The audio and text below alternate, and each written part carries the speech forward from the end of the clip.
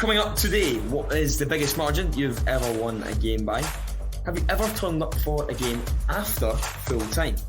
And how can football animations make academic research easier to understand? Find out on this week's episode of the Youth Football Podcast.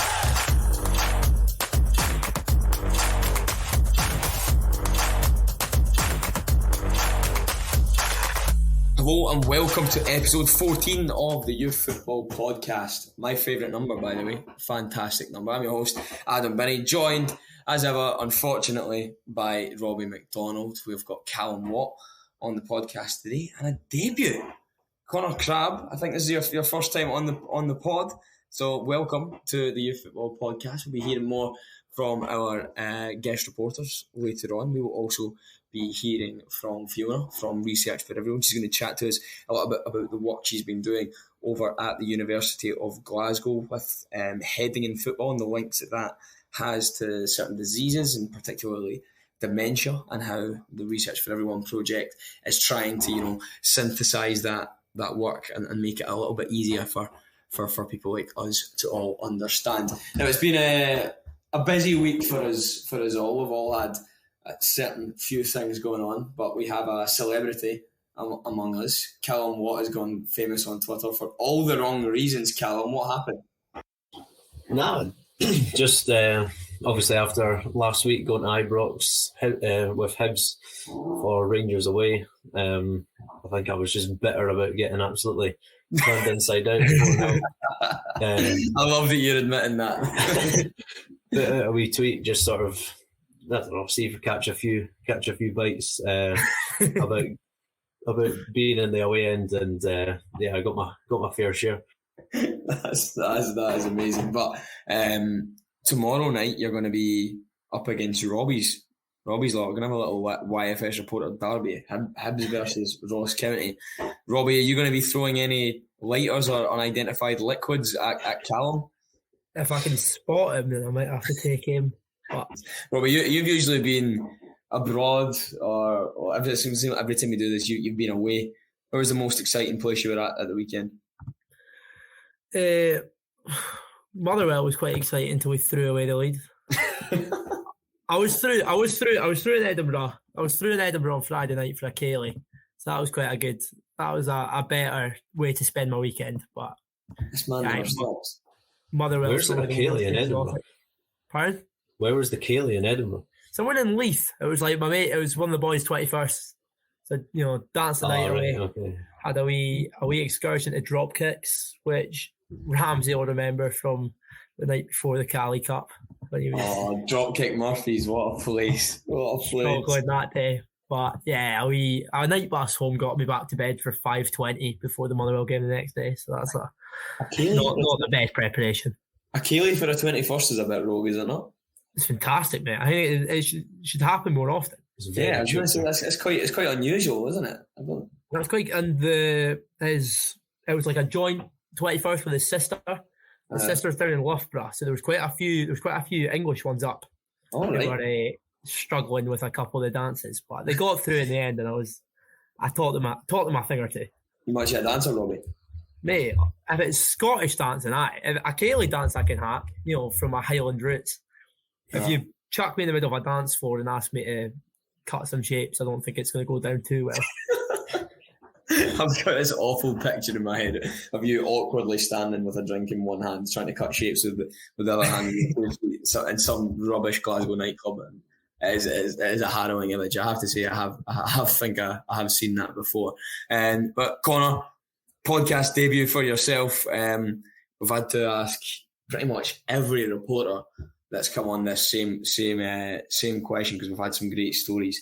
What is your biggest reporting fail? What is your biggest L that you've taken as part of this wonderful industry? Let's see if you can top any of the shockers we've had over the last few weeks. To be fair, yesterday was only my first contribution, so I've not had nothing yet. Everything went well with my report and everything yesterday, so maybe if you come back to me in a few weeks' time, we'll have something more to report on. Well, do you know what? On Anya's debut, she said the exact same thing, came back for a second podcast, and she'd gone to the wrong stadium. So I'm expecting that at some point. We've having to work for Daniel for your first contribution is a bit of an L anyway, though. Well, I don't think it was too bad, other than the 5 takes for his halftime piece to Cameron. It's 3 for his full-time one, so... Robbie, was that your work putting Connor with Daniel Guilfoyle for his first assignment? That's just no. I would never have done such a thing. We put that one down to the producer Stuart. Yeah, chucked him into the deep end. Yeah, he's absolutely stitching you up there. If you can handle one shift with Daniel, then you'll be absolutely grand. You'll be able to do a tour of Afghanistan if you can cope with that. So you've been stood in good stead, Connor. Let's talk a little bit about the Scotland women's national team. They'll be playing tomorrow night. They had, unfortunately, a Nations League match on Friday against the Netherlands, lost 4-0. So I'm fearing the worst again for tomorrow night. Hopefully, can improve on that. Robbie, I'm looking at your notes here, right, and it doesn't surprise me whatsoever, right? So, can someone Connor, Callum, I'll let you take a guess. Can any of you guess how this man has managed to link the Scotland women's national team losing 4-0 to the Netherlands to Ross County? Oh, they played the team, the Scotland women's team are playing or something like that. Robbie, I could be wrong, but I've read the notes. And... We didn't play the Holland women's team, but we played the team we play in the stadium that they played in. So there was a few years ago we had a little. To be honest, I struggled. Nijmegen, I think the team were called. They took a wee trip over at Digwell to pump us at home to get us some confidence ahead of the new season. I can't believe you put that in. Anyway, the good things for that first start for Kirsty McLean, 18-year-old Rangers midfielder. So big shout out to Kirsty. Very well done. I think by the time this comes out, probably will know the score of the match that will be taking place tomorrow. So let's hope for a better performance, at Hampden, under the lights, decent crowd expected. So hopefully that can cheer the girls up and we'll get a better result. During the game that you were at the weekend, Robbie, we had a youngster doing very well, young Luca Ross. Robbie, talk us through it. Do you really want to make me talk about the end? Yes, you have to talk about it. I'm making you talk about it. This is Marcia Lincoln County again for all the wrong reasons. A bit of a horror show on Saturday. Played brilliantly. Played not bad going forward. How did you go from played brilliantly to played not bad in 2 words? Because I remember that there's also defending as part of football. And that is something that my team can't seem to work out over the past few weeks. But yeah, you go 3-1 up, gift a goal, 2 minutes to go, ref holds up, 7 minutes for added time, straight away, fearing the worst. And then the board comes on for some youngster to come on for his home debut. Some youngster, no, than Luca Ross. Luca Ross coming on for his home debut. First game in the league at Fir Park, and it was just always going to happen. Scramble in the box. Ross gets on the end of it, back of the net. My dreams are shattered, and his friends and family go berserk. As an advocate for youth football, Robbie, you must be pleased to see a 17-year-old get his first goal. You must have been delighted in the stands clapping him as he went to the main celebration, no? I can't say I was. Just 5-10 minutes before the bell, we brought on Dylan Smith, and I was like, you know what, this is the player we need to come out and see at the game. But no, Ross got the better on that occasion. Terrible. Not a great result this morning for the Scotland side losing 2-1 to Belarus. Taylor Jordan got the equaliser just for time though. A bit of a positive one in there. 18-year-old midfielder coming on loan at Motherwell from Rangers. Got loaned back to Motherwell and joined the recall to the start of the season. But so unfortunately the 19s couldn't hold on. Bit of a sickener in the end there, bottom of the group just now. So let's hope they can, improve in performances at the next camp. Robbie, 17's also in action, a little bit more positive. Yeah, absolutely. We touched on the game last week where they also lost to Belarus. a 2-1 defeat away on the travels. But they did manage to bounce back last Tuesday. They had that game against Kazakhstan and managed to win it 2-0. Callum Adamson got on the score sheet yet again for Scotland before Owen Sturton got the second about 50 minutes from time. By all means, it was a pretty comfortable performance, like a good game of football, but Scotland did seem well in control. Unfortunately, they did lose 3-0 to Turkey the other night, but a good win against Kazakhstan, and that at least takes them off the bottom of the group. Yeah. Let's talk about some continental action as well. UEFA Youth League. Love the fact that we get access to these matches here at Youth Football Scotland, and at Hamilton we're playing against Mulder. This was nearly mental. But like Callum, let's just talk about Hamilton in isolation first. The fact that they're in this competition, I believe it was for winning the Club Academy Scotland Under-18s League last season. Could be wrong, so don't quote me on that. Either that or the Cup. Is it quite strange, seeing a League One? Well, the first team plays in League One, but then they get to rub shoulders with the elite of Europe at youth level. Yeah, it is a bit weird seeing Hamilton obviously taking. Well, Hibs were in it last year, and I was covering that. And even at that point, when in matchups like Hibs against Borussia Dortmund, it's just bizarre. But it's great experience, obviously, for the young Hamilton team. And they were playing, obviously, as you said, Molde, who Hibs played last year as well. So Molde are becoming their trip to Scotland is becoming much more regular than they probably would have hoped.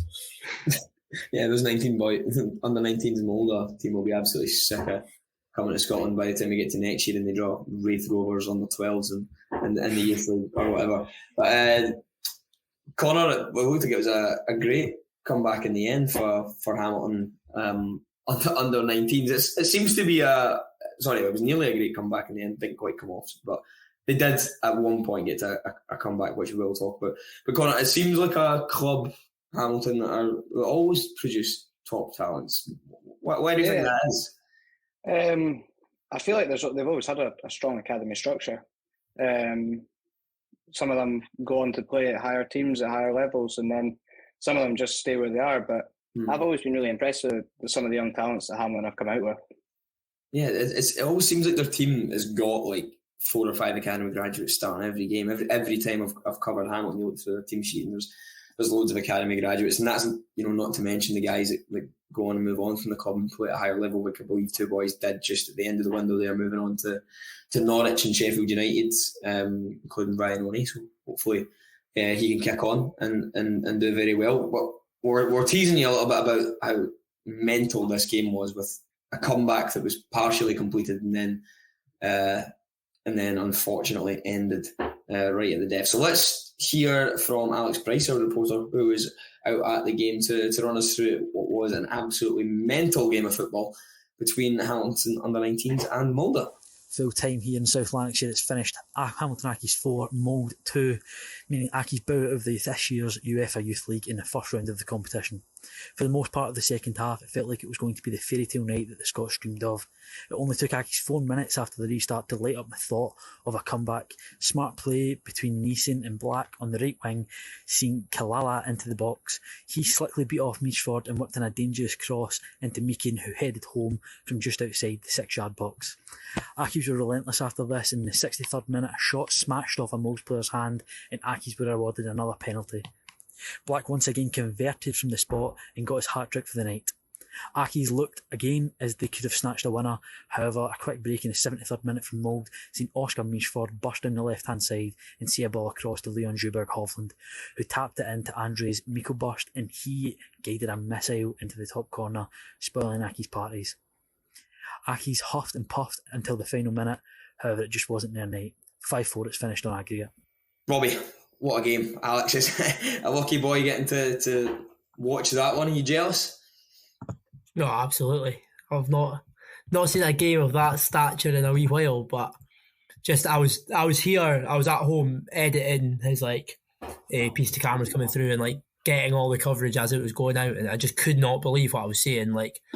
Every couple minutes, the first half, Hamilton of course go down, and you're kind of thinking now, I thought it was all over before the game, but once it goes to 4, you're right, that kind of puts to bed any chance. 4-0, there's no coming back from that. Yeah, until there was, and then I think it was just before half time. I think the first goal went in. You're like, it's still looking quite bad, and then after half time, goal, and suddenly it's 4-0. Yeah, Robbie, crazy game. Hat-trick for Ben Black as well. Goal from Patrick Meekin. So, big shout out to Ben Black for that fantastic hat-trick. But like to go down 4-0, especially on aggregate, because it's a totally different thing as well when you've lost the first leg. That takes some mentality to come back, almost as great as the mentality of the Motherwell players that done Robbie's team in the last few minutes at the weekend. Unfortunately, of course, losing it with 15 minutes to go to lose 5-4 in aggregate. So that was a tough one. But Robbie, we had a double header of Youth League action. There was another game that YFS were present at. We did indeed. We had a duo of Matt Kelly and Daniel McLeod, both who've, of course, been on the podcast a couple of times. They went off to the City Stadium, home of Queen's Park, to see Celtic play against Atletico Madrid. Of course, Celtic are in the kind of champions group in the UEFA League, so their group just reflects the first team. And that's a pretty tough group, like Feyenoord, Lazio, and then biggest of all, Atletico Madrid. So it was obvious it was always going to be tough, and unfortunately they did fall to defeat again. Daniel McLeod was at the game, so we can hear from him now. It's all finished here at Lesser Hampden, and it's Atletico Madrid who have emerged victorious in the UEFA Youth League. The hosts started off the game well and kept good early possession, but David Munoz opened the scoring with a header from a corner in the first half.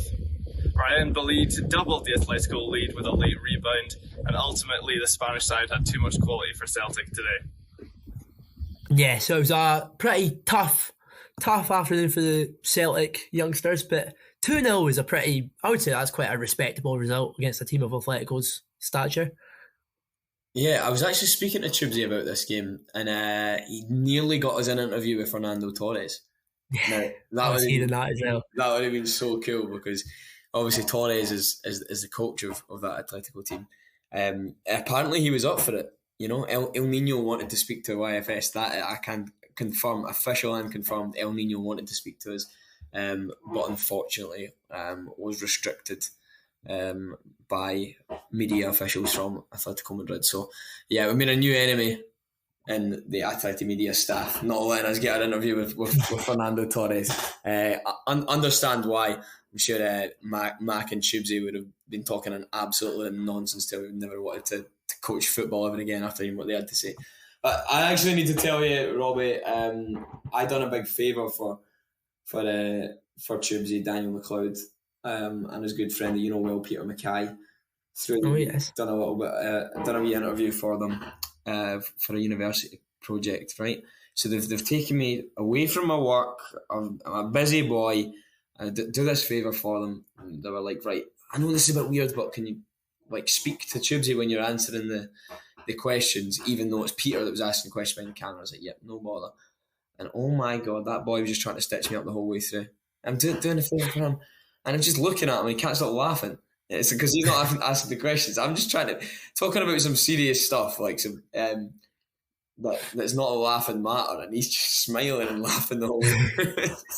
You can't. Is that the type of professionalism you get within the journalism department at Glasgow Caledonian University, Robbie? I don't think either of them would be seen dead in my year group. I think they would be eaten alive by some of my course mates, but it appears the department might be falling off a wee bit. Even the year below Tubes, you can get Ramsey. That is showing the downfall of Cali. The downfall. Callum, would you get that over in the East? Absolutely not. Although we did have to stoop to Robbie's level and ask him to come on for an interview for one of our projects last week. So he was our basketball correspondent. No way. Man of many talents. But yeah, we were scraping the barrel there. Did that interview go down well in the end? It came out all right. I mean, we weren't very organised in most other stories last week, so I think that was one of the better ones. Deary me, Napier in the mud. That is... I've never heard of anyone less qualified to talk about basketball. Shocking. But Callum, you've been doing some more interesting things than interview Robbie, and I'm not just talking about doing the dishes and doing the laundry. I'm talking about the fact you got to go and watch Spartans versus Broxburn Athletic at the weekend, under 16s SYFA South East Region Cup game, regional cup time. I love the regional cup. Never won it, never even got by the first couple of rounds. But great competition. Tell us a little bit about your game, Callum. Yeah, so it was a pretty good game. I wasn't sure if it was actually going to go ahead because it was on yesterday and it was Sunday, and we had the yellow warning of rain, so I was keeping an eye out on the Sarifa website for a wee postponement, but no, it went ahead on the Astro Spartans, thankfully on the stadium pitch, so I could shelter under the stand and keep dry. But so much better than the other pitch. So much better. Yeah. I did not envy the players having to play in that. The rain was just sheeting down pretty much from the first minute. But no, I mean, despite the conditions, they couldn't play too much good football because it was so slippy, but we still had a good game. Broxburn went 2-0 up just after they scored their second, just after half time, and Spartans kind of looked, I mean, obviously 2-0 down in the cup. It looked as though they were going to go out, but they managed to get it back to 2-2. The captain Jack Cameron scored a penalty, and then their equaliser was it was definitely very lucky. It was like 20-yard sort of P-roller that somehow went into the back of the net. Just was Angus Blacklock winning goals by any chance? He wasn't, but it was one that he would you wouldn't put past him to do as well. But no, I think it was so slippy. We've got to let the goalie cut the goalie some slack. His gloves must have been absolutely ringing with the rain. So Spartans pulled it back to 2-2, and then it went, thankfully, straight to penalties. And Spartans keeper Kieran Murray, what a hero! He saved 3 penalties, and Spartans won the shootout 3-1. So fair play to him. Even one penalty save, a goalkeeper would be loving that, but 3 of them, fair play. Three's nuts. Robbie, have you seen any more than that in a shootout before?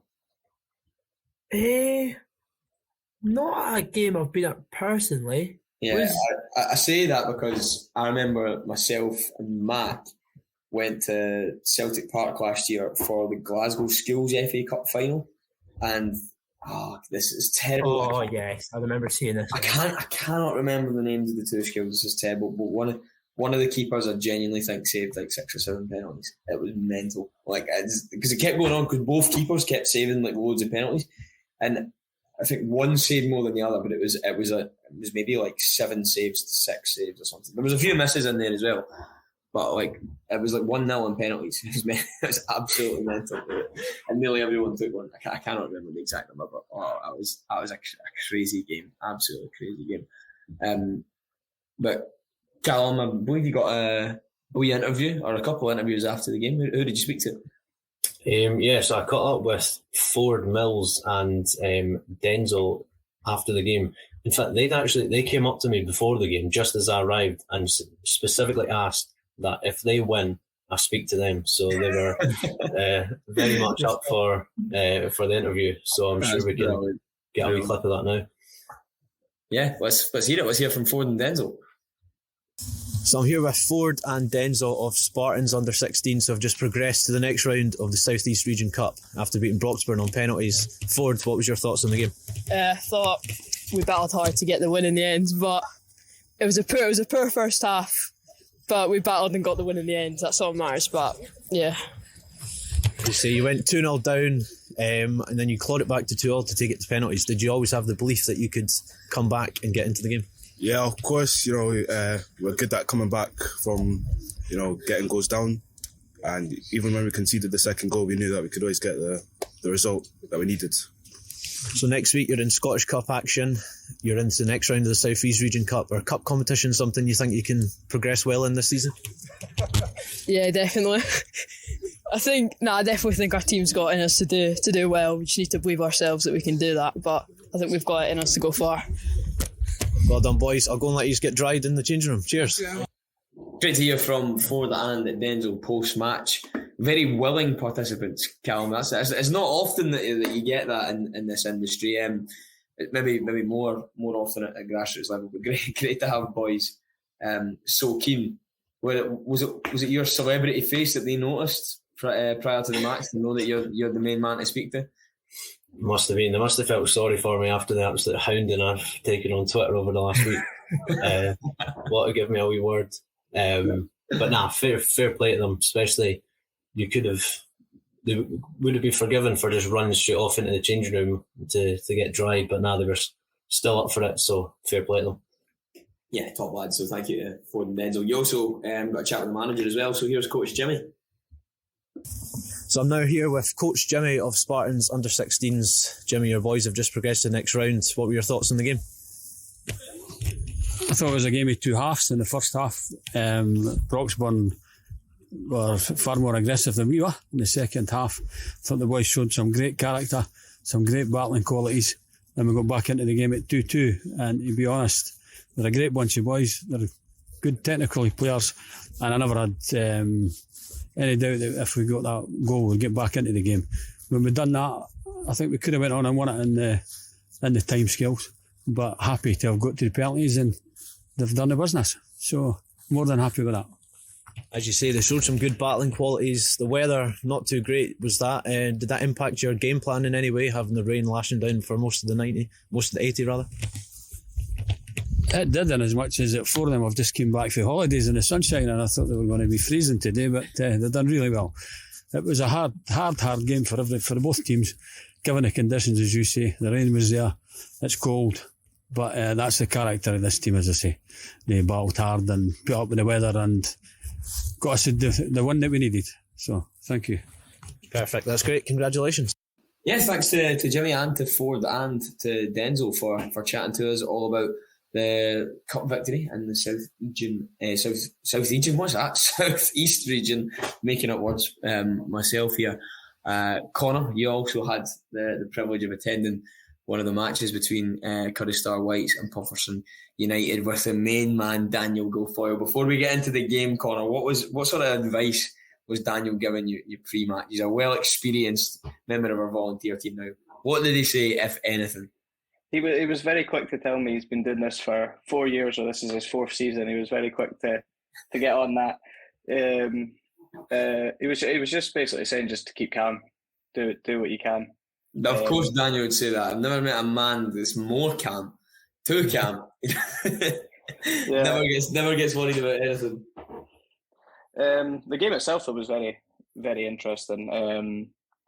Finished 2-1 Curry Star Whites after a stalemate of a 0-0 in the first half, with not very much to report on. The second half was much more enjoyable. Curry Star went 1-0 up in about 5 minutes into the second half. A brilliant ball held in by the striker Connor Rankin, danced round a couple of defenders and slotted it home into the far corner with his weak foot. Then the game kind of got a bit feisty. There was a few yellow cards and stuff, and one of the Pomfreston boys seen red for a few words said. But overall, the game was incredible. The second Curry Star Whites goal honestly could be a goal of the season contender at that club or at Serifar or whatever, because the left back picked up the ball from a challenge. He launched it about 30 yards across the pitch to Connor Rankin, who brought it down and took it inside the defender, and with his weak foot again, scored a cup double to put Curry Star Whites 2-0 up. Oof. That's a proper cup tie, isn't it, Connor? You get a scene where you're getting red cards all over the place. That must have been good. And from what we were speaking to the Curry Star coach before the game, and from what he intended, there was quite a gulf in the league tables between Pomfreston and Curry Star. Oh, so really? They described it as a David and Goliath match. So it sounds like it was quite a giant killing for them to get the win against Pomfreston yesterday. That must have been scenes at full time then. Oh, the first goal going in was scenes, never mind full time, that's for sure. What, do you have parents lobbing the barriers on the pitch and everything? Oh yeah, Megatland was the place to be yesterday in the rain. Brilliant. Daniel done a couple of interviews after the match, I believe, Connor? Yes, he did. He got Connor Rankin and Coach Connor.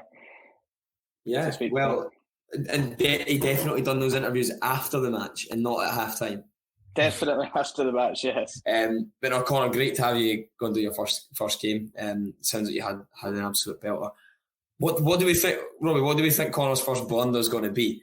Because everyone has to have one. Once they come on the podcast, it's a jinx. Like the next game, something's going to go wrong. What do we think is going to be?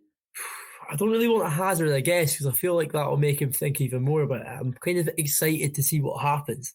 So he can tell the story for us. Yeah, it could be anything. It could be we've had wrong venues, missing equipment, dog walker interferences, 50 plus take piece to cameras. Well, we've had a lot. So Connor, we can hoping you can add one to the bingo. I'm sure I will at some point. I'm saying hoping as if this is so unprofessional. We're preying on the downfall of our own media team members just for a cheap laugh on the podcast. But no, I'm pretty sure it was shortly after I came on the podcast the first time as well.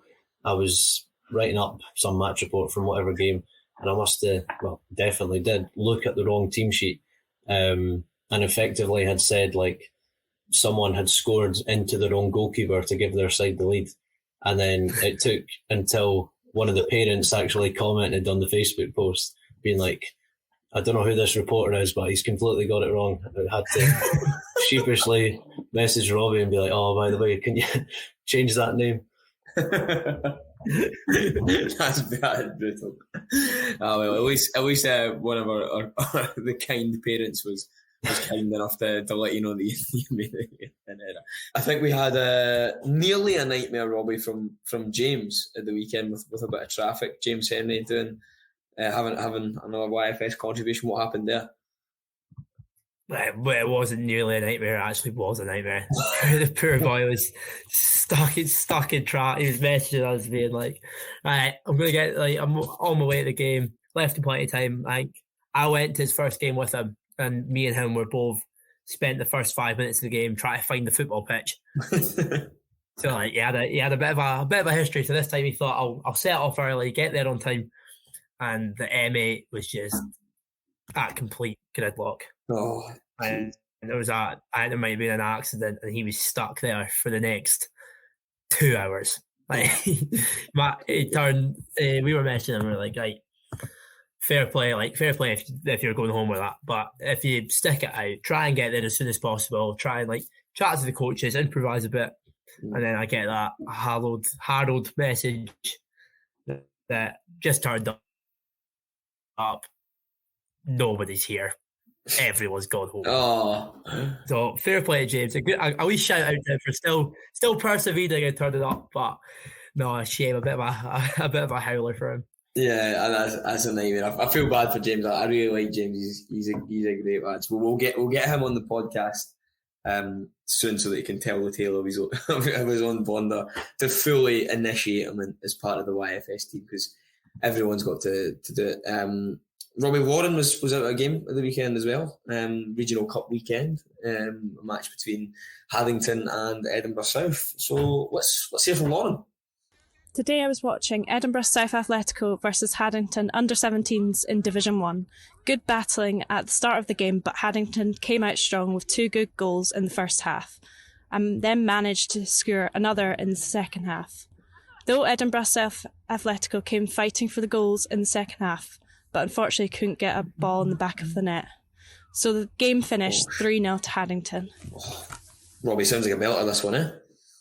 Yeah, brilliant game. Haddington were on form throughout. Edinburgh South held in and they were fighting back, but Haddington managed to get 2 goals early on. I believe they're one of the higher teams in the league, and they showed their class on Saturday, scoring 2 good first half goals. Edinburgh South then did look, after half time, they were fighting back, and it looked as though they would be able to they could get themselves back into the game, but Haddington had a very professional outlook to the game. In their interviews after the game, the players were talking about how they just like to keep it simple and try and get the job done, and they did that indeed, getting a third of the afternoon and managing to see out the game as 3-0 winners. So we can hear that interview from Luke and Sam now. Thought we dominated in large parts, kept the ball quite well. First 10 minutes they came out quite quickly, but I thought after that we got our foot on the ball and started to dominate things. Obviously got the first goal and then we just pushed on from there. Nah, I'd say the same. Obviously it was a bit of a scrappy game to start with, but I feel like we dominated the most of the game and we were always going to win that game, I feel. Yeah, you guys had some really good goals, but you kept going in the second half. What was your coaches telling you at half time? They just said keep going. Obviously they knew it was going to be a tight game. They knew they were going to come out at the start of the both halves hard, but just if we got through that 10 minutes we'd end up getting more goals and winning the game eventually. Yeah, just to keep that winning mentality. Like it's about coming to these places. Like every game's going to be hard in this league, but we just need to keep doing what we're doing, keep playing the football that we play, and we'll get the results. Yeah, I thought the opposition had good pressure on you, and you guys managed to handle that well. Yeah, well, that's what we've always been taught to do. We've got a really good passing side, and we work on it. Plenty of possession drills in game and training, and it pays off on the pitch. Yeah, it's just about football's a simple game if you just keep everything simple. So it's about just keeping the ball and waiting on the right time to do what we need to do. Cheers, thank you guys. Cheers. Yep, so good to hear from Luke and Sam there. I thought both boys spoke very well of their team. But yeah, it wasn't just Lauren at a game. Ramsey was also at a game at the weekend, and his one was an absolute cracker. He was at Drumchapel against Strathclyde. So we can hear from Ramsey now. Full time here at Springburn Park, where Drumchapel came out on top against Strathclyde under-21s.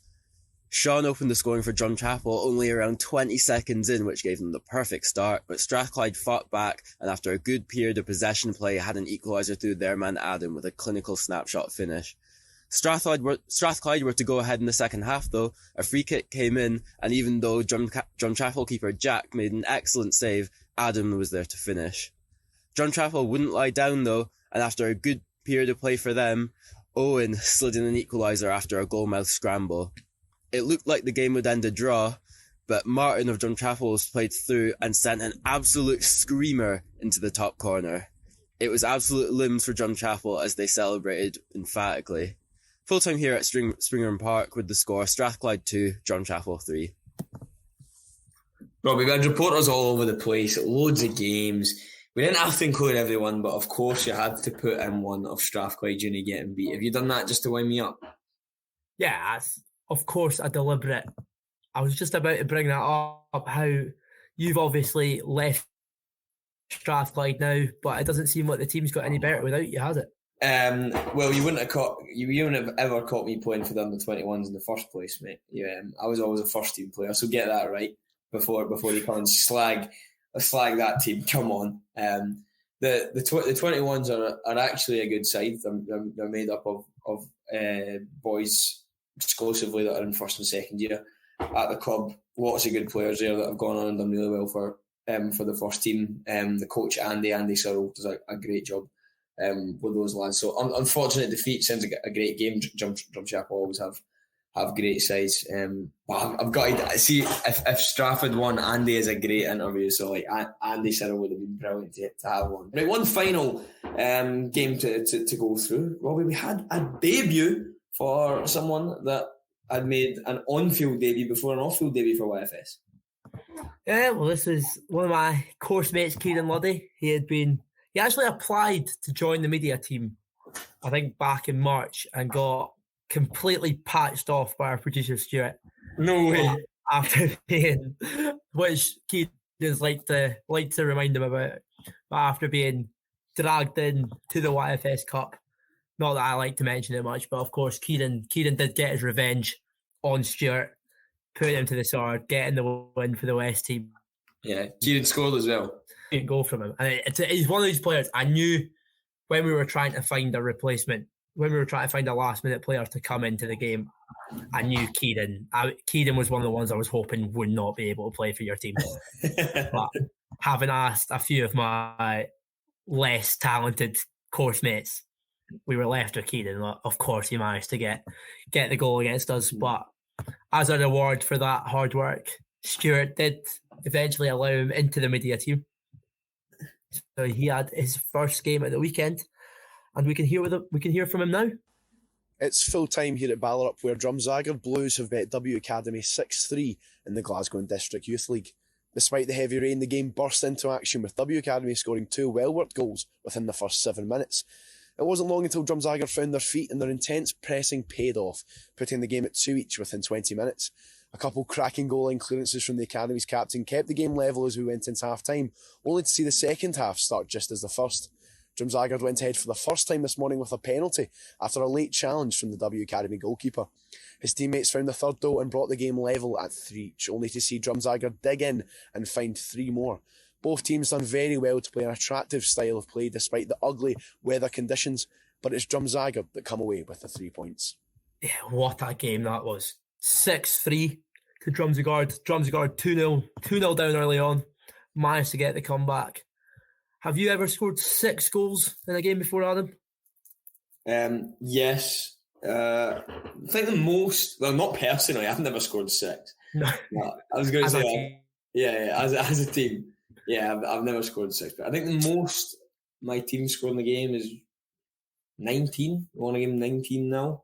That's maybe the most, but I've never scored 6 personally. No, not at all. What's your biggest margin, Robbie? In primary school, we used to get some pretty big wins. I remember at lunchtime in the playground. No. Falls Covert was an institution of school football. And I think 23-5, I think, was our biggest win that we managed to get in 23-something. I was a keeper, so I still did concede 5 goals, which was a bit of a downfall. But you stop trying quite so hard when your team scored 20. But no, the boys did well that day. And when I got to secondary school, I tended to be more on the receiving ends of those kinds of results. Callum, Connor, any games you've been a part of as a player or on either side of a pumping? I can't remember. Sorry, I can't remember any massive wins that we got. But when I used to play for Salveson, who used to be one of the better boys clubs in Edinburgh, I think our age group were one of the only ones that let them down. Our first season in 11-a-sides, we were on the back of a 16-0 and a 13-0 loss in the same season. It was pretty grim. Although that 13-0 loss was to Edinburgh City, who somehow must have thought I was a decent player and tapped me up the following week. And then I went to play for Edinburgh City for a few years after that. So, right. But they were. Let me get this straight, right? So, Callum, were you always a centre back? Aye, since like 11s, yeah. Yeah. So you've been scudded 16-0 at centre half, and the other team has decided they wanted to sign you. Yeah, it's a bit mental. Didn't quite believe it, but one of the boys that I knew that played for that team messaged me like the day after, and he said, "Oh, one of my coaches wants you to come along to training on Wednesday." I don't know about that. Must have thought it was a bam-up. But so I went along, and apparently it was true. So ended up moving to Edinburgh City. But yeah, I don't know how they thought I had any sort of worthwhile qualities if we're centre back, and we just got beaten 13-0. But we'll take it. Connor, how would you feel about that if you had a centre half, part of a back line that's just been pumped 13-0, and he jumped ship and joins a team that's just dished out the pumping 3-4 days later? I'd probably be quite happy for him to go and play for a team that's winning games, but I'd be a bit more upset if he came back and scored against us, that's for sure. Nah, don't worry, I never scored any. I think maybe one in like 4 years, so I barely got past the halfway line. Brutal.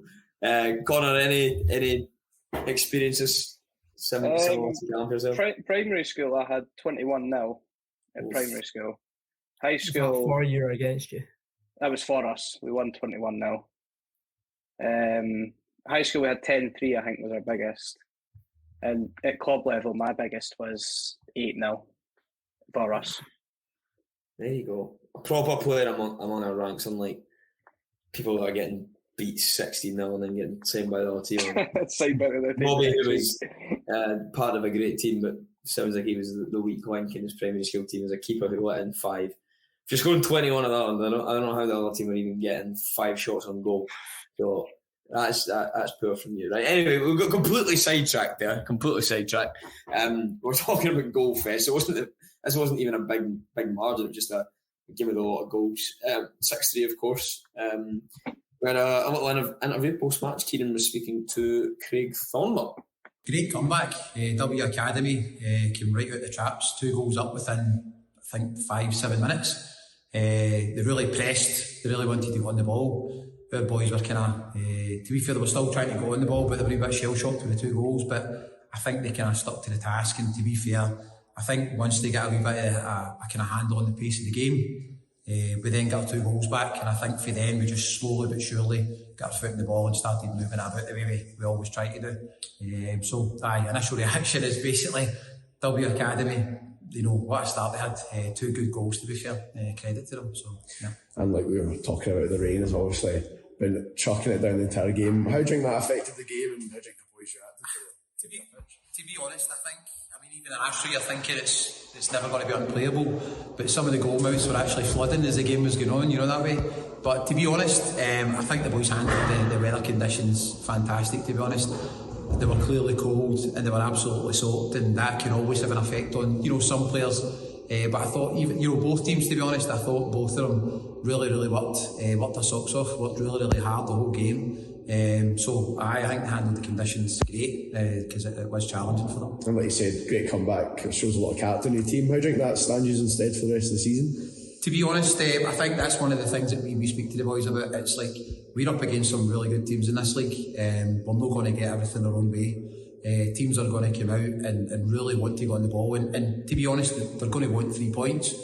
So we need to make sure that our boys are ready for that. They're ready, you know, to react to. We always talk to them, you need to expect the team to score. So what character are you going to show to come back into the game? Or if it is 1 each, you need that goal. What character are you going to show to get on the ball, but be patient at the same time, and just try and stick to what we work on, you know, possession, but also take our chances. I think we had an abundance of chances today. I think quite a few of our players will be probably a wee bit disappointed that they probably didn't score another 2, to be honest. But yeah, in terms of the comeback, it's, you know, that's what football's all about. You go down, I keep saying, if they score 1, you need to score 2. It's as simple as that. And to be honest, we've done that today, and we've had some tough games in the league. We played Scotland a few weeks ago, ended up 7-6. That was a very similar game, very tight game. And it's just about that vital goal, that one chance. But 3 points is at the end of the day is all that matters. But these ones, condition-wise, the fact that we were behind, these ones will mean a lot to the boys. So yeah, really good to that point of view. Superb. Thank you very much, Craig, for catching up with Kieran post-match. Really appreciate it. Anyway, let's move on, because I can introduce a very special guest. We are now going to be speaking to Fiona Barlow, who has been heading up a project called Research for Everyone, that's trying to make, you know, academic research a little easier for everyone to understand. And specifically, the project she's been working on involves football, and of course a lot of research that has gone into the link between heading in football and dementia and other neurological diseases. So Fiona, thank you very much for joining us. For those that don't know yourself, can you give us a little bit of an introduction? Sure, yeah, thanks. I work at the University of Glasgow with a research group called the Scottish Learning Disabilities Observatory, and they primarily look at the health and well-being of people with learning disabilities in Scotland. So I support them, the kind of communication side of that work. Yeah, Fiona, it would be very rude of us not to, you know, bring you in with the banter that we use on this podcast. You just announced there that you work for the University of Glasgow. I'm afraid that is not on whatsoever. We like to have some intra-educational establishment banter amongst us, and GU is one of the ones that I'm not fond of myself. I don't know about you, Robbie, as a Cali man. And that's something you can stand for. It's certainly the bottom of the 3 Glasgow ones. Oh, are any of the boys at YFS at GU? I don't think any of us are clever enough, mate. That's well, they let me in, so. But that's why we're talking to you as our expert today, Fiona, because you've been working on a very special project that I think many of our listeners would like to hear more about. Can you tell us a little bit about, you know, what you've been doing to try and make the research that's been done for heading in football and the diseases that can cause what have you been doing with your project to try and make that easier for people to understand? So the project is called Research for Everyone, and it's about, as you say, making complex health research easier to understand for as many people as possible. A lot of important health information is often written in a way that's too difficult to understand, and we think that everyone has the right to meaningful health information. And we worked with colleagues at the University of Glasgow and people with learning disabilities to translate two high-profile health studies, including the very well-known study that looks at the links between head in the ball and the risk of developing brain diseases like dementia. And we translated those two studies into 3 different formats to help people understand the research. And we created two-minute animations, 2 short podcast episodes, and 2 infographics. An infographic is like a poster or a flyer. It has clear images and clear language to explain the research. And we chose those 3 different formats to, animations, infographics, and podcasts to try and engage with as wide an audience as possible. Some people find it easier to look at images, other people prefer to read or to listen. And we also created British Sign Language versions of the animations, again, to try and make sure that we were engaging lots of different audiences. Sorry, on you go. I jumped in there earlier, sorry. Keep going. I was just going to say, actually, no, you go ahead. Sorry. I just wanted to ask, why do you think this is so important? Because I'm sure a lot of people will have heard the headlines or specific stats with heading in football, which has, of course, led to policy changes and even some rule changes within training, especially at youth level. Why do you think that's so important? The wider research can be understood by everyone. As you say, lots of people are interested in football. Lots of people have a connection with health conditions like dementia. There are a lot of players whose lives have been affected by these health conditions. And this study that we translated and the wider body of research around sports, head injuries and brain disease has had a huge impact on the game. As you say, it's influenced the rules for professionals and for youth players. And we just thought it was really important to help explain the science behind the headlines so that people could understand it. We wanted to make that information just more accessible and more engaging for public audiences. It kind of comes back to the right to meaningful information. And we do a lot of work with people with learning disabilities who are a population of people who experience a lot of health and social inequalities, and thinking about access to good information about health conditions that either affect you or that you're interested in learning about. The lack of access to information is an inequality. So we were approaching it from that perspective and thinking, this is something that lots of people have strong feelings about, football, or they may have a personal connection with someone who's experienced that health condition. And we just wanted to make sure that people could understand the science behind the headlines, really. We also had the pleasure of working with Sky Sports news presenter Hayley McQueen. She narrated the football animation. And as you probably know, and your listeners probably know, Hayley's a big advocate for better support for players affected by these neurodegenerative diseases, or brain disease, as we like to call it in the Research for Everyone project. Yeah.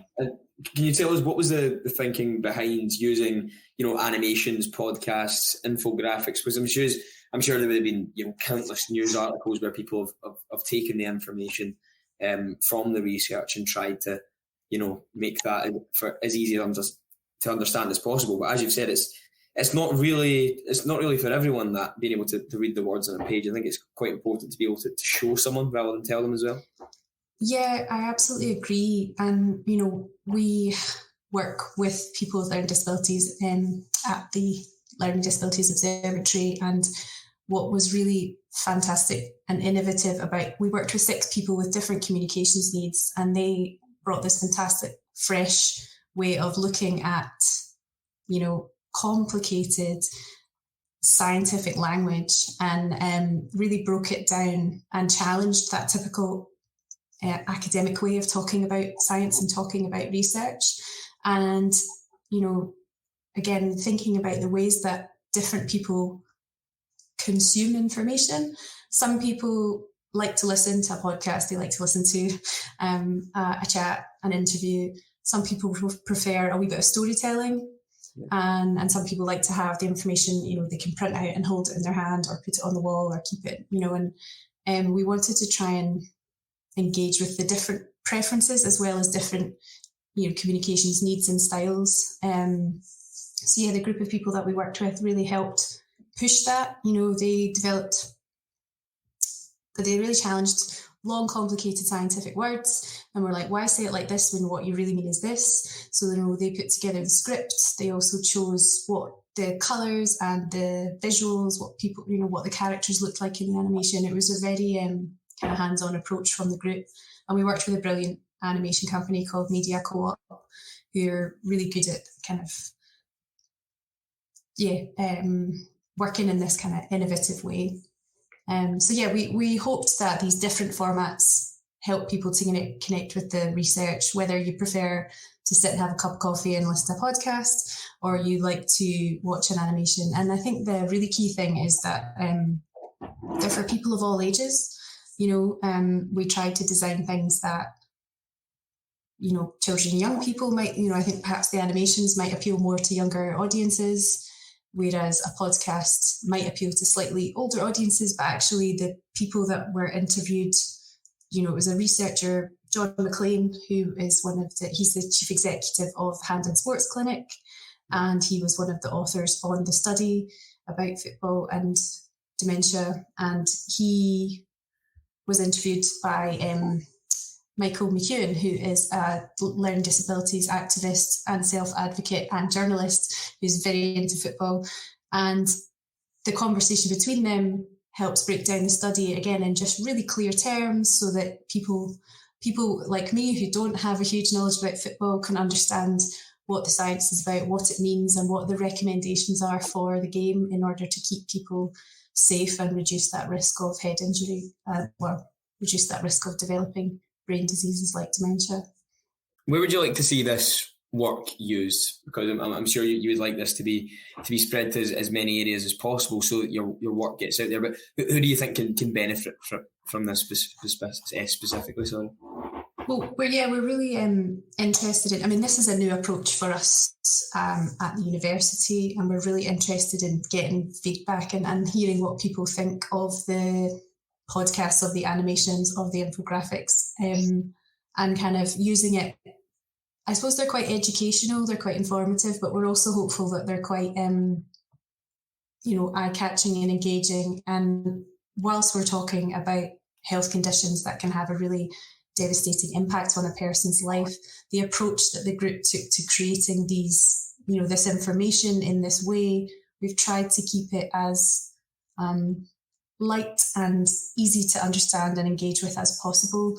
So yeah, I mean, we've been sharing them on our social media channels and using hashtag #ResearchForEveryone23. They're on our website along with a wee short survey where people can tell us what they think, because we really are interested in getting feedback so we understand whether this is a good approach to sharing research, and if it is something that people want to see more of. And yeah, it'd be really great, I think, for people who listen to your podcast, people with an interest in football of all ages and stages in life, can kind of take a look and tell us what they think. What's next for your group then? What's next for the research group? What have you got coming up? What would you like to achieve?